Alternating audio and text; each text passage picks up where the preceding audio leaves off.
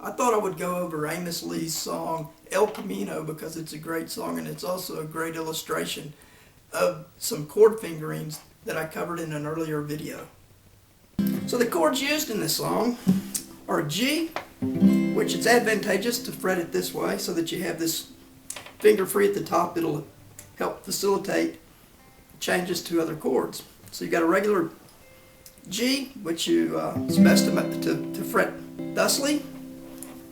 Another chord that you use is D7 with the thumb fretting here and these two fingers fretting just that portion of the D7 just like you normally would, with the little finger on the 3rd fret of the high E string. You don't have to fret that, but it makes it easier. And in fact, I recommend that you use that for an anchor finger for the entire song, almost the entire song. You can just keep it there as you make all of the chords. Keep that finger there and it helps you to make the chord changes. So we've got the G, we got the D7,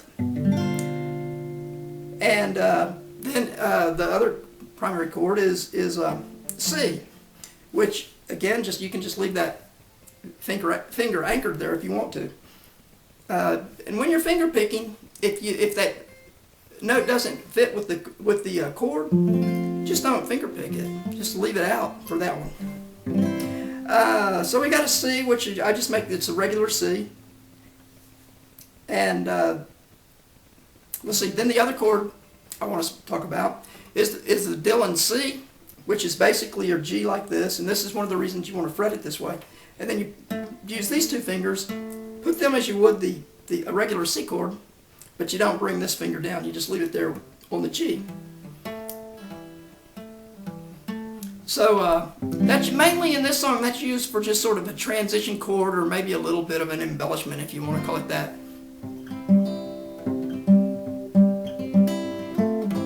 That kind of a thing right there. The other chord used in this song is one that you can't play with that anchor finger, really, or you can. It's a B minor. It's used in the 2nd bridge. It's just a regular old B minor. But other than that, you can just leave this anchor finger there the whole time if you want to. I mentioned a video that I made about a year ago. It's called G, C, D7 Folk Chord Shapes, I believe is the name of it. And it goes into this in pretty big detail. Some of the advantages of fretting the G like this and the Dylan C and the D7. I go into fairly detailed discussion of that. And the reason I came up with that video is there are many songs that use these shapes. You see it in a lot of folk songs, and I consider this a folk song. I probably cover 5 or 6 of them in that video that I made last year. A fairly well-known song. So if you look at that video, you may kind of learn how to play 2 or 3 other songs. Okay, this song is played with the capo at the 5th fret. On the version on the album, there are 2 versions on the album, and one of them he plays it with Willie Nelson, and the capo is located on the 4th fret for that one. Okay, let me walk you through the structure of the song real quick. I think it doesn't have a chorus. I think it's verses and 2 bridges, but it goes. Let's walk through the verse first. It starts with the G. Well, to all my friends. D7. Back to G, C, G, D7. There goes to C, border road called the El Camino. Now, on 2 of the verses, it doesn't end there. It transitions from that called the El Camino. Oh, and that goes to a C. Headed down, and on those 2 verses, it ends with G, D7, and back to G. El Camino, headed down the border road, called the El Camino. Okay, the first bridge is just C, G, C, D7. Okay, the second bridge is B minor, C, G, and then B minor, C, and D7. This is something I should mention too. Generally in finger picking, the rule to follow is the top 3 strings are handled by your thumb, And the bottom 3 strings are handled by these 3 fingers, with each finger responsible for one of the strings. So the index hits the G, middle finger hits the B, and the ring finger hits the high E. Okay, we'll look at the finger picking in more detail now. It starts with the G. You already know the chords changes for this song. And we're going to stick with the 6th and the 4th, except for the C, which is 5th and 4th. Especially on the opening, I try to get the finger picking, very close to what he's doing. Again, I'm confident I've got all the bass notes, but the treble are harder to pick up, and you can listen to it if you want to try to get it precisely. But I'm fairly close. But I did try a little bit harder on the intro to get it. So we start off with just a single note, the bass G note on the 6th string. Then we do a pinch with the 4th string and the 6th string. That little thing here.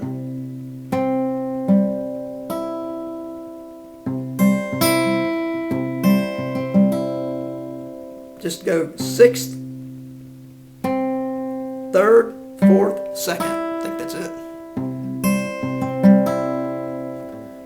So we do bass note, pinch, then 6th, 3rd, 4th, 2nd.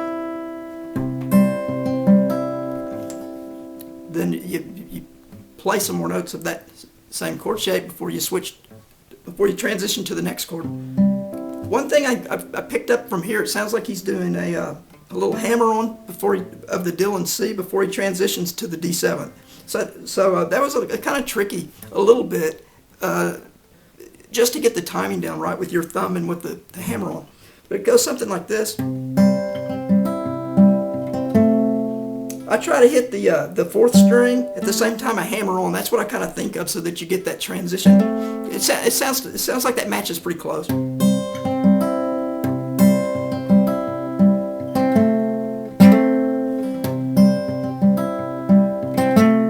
And then you quickly go from the Dylan C with the hammer on to the D7. You keep your index finger there and shift these two, so you catch the string with your thumb, the F sharp note there on the G string, and bring this to the the A on the 3rd string, the 2nd fret there, and then and do the finger picking for that one.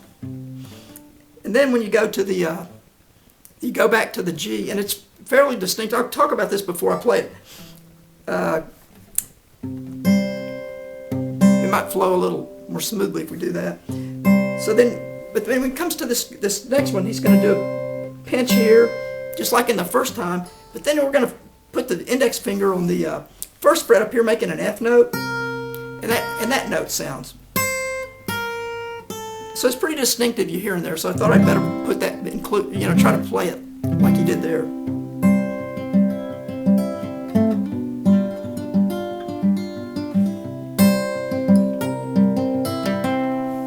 And I'll put the tab there at the top, because it's just going to be so much easier just to look up there and get it from the tab than for me to call out each string that I fret.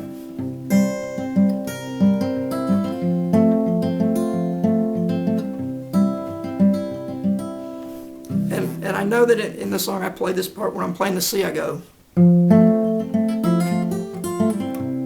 And if you care to play that, which I don't think he has that in there, but it's a common thing in this type of a song to fret these notes as you're finger picking, to hammer on and pull off on these various notes here. It's a common thing, and again, that's discussed quite a bit in my prior video from last year.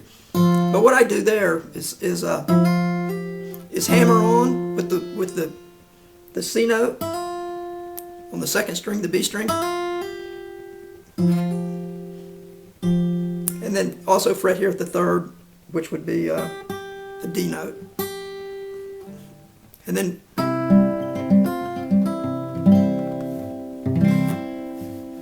the whole thing, if you piece it together, it's like this.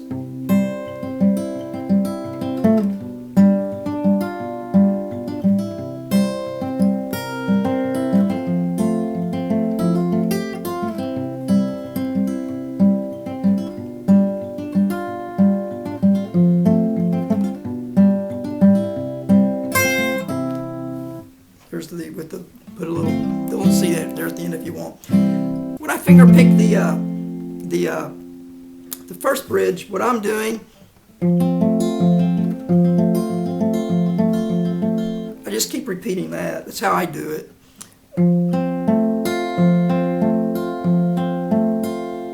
Just got the G fretted, and we're just hitting the 5th, 3rd, 4th, 2nd. Just keep doing that over and over.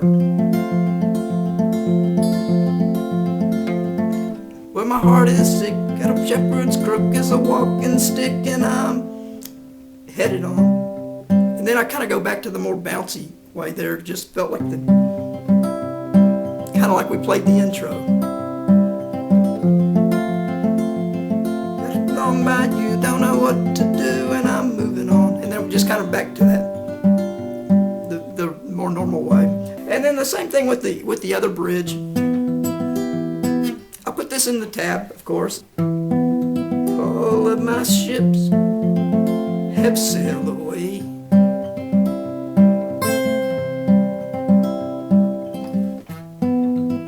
Price of this politics. I'm playing there's plenty of time. Waste away. Anyway, I hope that helps. And if you have any questions, if you ask in the comments, I'll do my best to answer. And it's a great song, and I hope you learn to play it. And I'm sure you can sing it better than I can. So good luck to you. Hope this helps.